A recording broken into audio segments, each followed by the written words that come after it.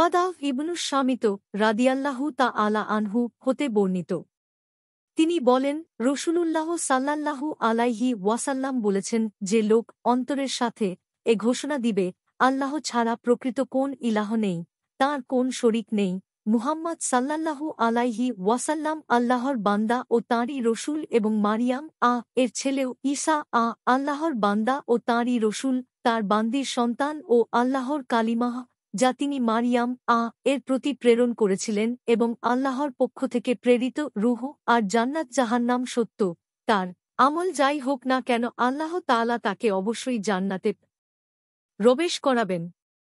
সহিহ বুখারী ৩৪৩৫, মুসলিম ২৮, আহমাদ ২২৬৭৫, সহিহ ইবনু হিব্বান ২০৭, সহিহ আল জামি ৬৩২০, সহিহ তারগিব ১৫২১। এ বর্ণনাটি বুখারী মুসলিমের বর্ণনার সমষ্টি।